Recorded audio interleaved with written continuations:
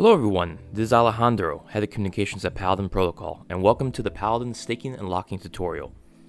In this tutorial, we're going to go over how you stake and lock your HPAL. We'll be using the testnet for this exercise to show what it looks like from a brand new account, but if you have any questions or want to go to the main version, it's app.paladin.vote. You could also alternatively go to paladin.vote, click on the launch page, and then move your cursor and click over at the Holy Pal section.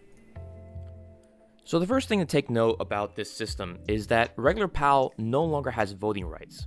So to participate in governance and enjoy the benefits of the ecosystem, you'll have to now stake your PAL or lock it. The benefits of Holy Pal include chest rights, which will be available soon. The chest will be available to HPAL lockers and give them the ability to redeem protocol revenues for free governance power through Paladin and Warden. You can learn more about it on the forums or on Medium. Now, before we get into staking, let's go over the tooltips at the top. So, as mentioned before, you have Holy Pal. PAL holders can receive voting power and rewards by staking for HPAL. Locked HPAL grants a higher multiplier on rewards and voting power and will also soon grant chest rights. You can learn more here, and as mentioned before, through the Medium or on the Discord. As you can see here, this is on the testnet version, so the numbers here will be different than on the mainnet. But for the sake of this tutorial, we currently have 401.40 HPAL missions per day. The total HPAL staked is 1.82 million, the staking APR is 1%, total HPAL locked is 211.06k, and we have a locking APR of 2 to 6%.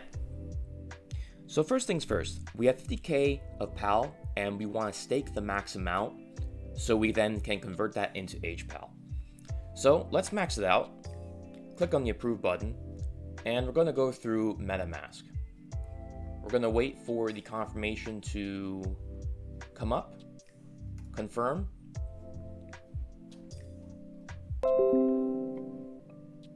and then you can see that the transaction is confirmed. Once that is done, make sure to refresh the page. As you can see here now, the HPAL balance is 50k HPAL. So what we're going to do now, and this is not mandatory, optional, is you have the option to lock the HPAL. So we're going to, again for this exercise, click on max, and for the sake of experiment and exercise, we're going to click on 2 years. You can see here that the choose lock time is, the expiration is July 10th, 2024. So now we're going to lock again. We're going to pay for the transaction, wait for it to confirm.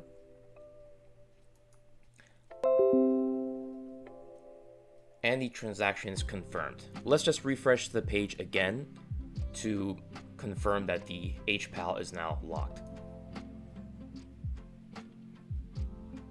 Great, so there's 50k HPAL locked, the remaining duration is 729 days, the locking APR is 5.99%, and as you can also see, because you locked over a year, your voting power is no longer 1 to 1, it's 1 to 1.5, so it is indeed boosted. Please keep in mind that if you want to unstake your HPAL and unlock it, you can do so at any time. The exchange rate will be 1 to 1, but you can again only do it after a 10-day cooldown. Once your HPAL is locked, you can see here that there is also a tab that says Manage HPAL. You can see the unlock date, which is July 10th, 2024, and there's a penalty start date on July 24th, 2024.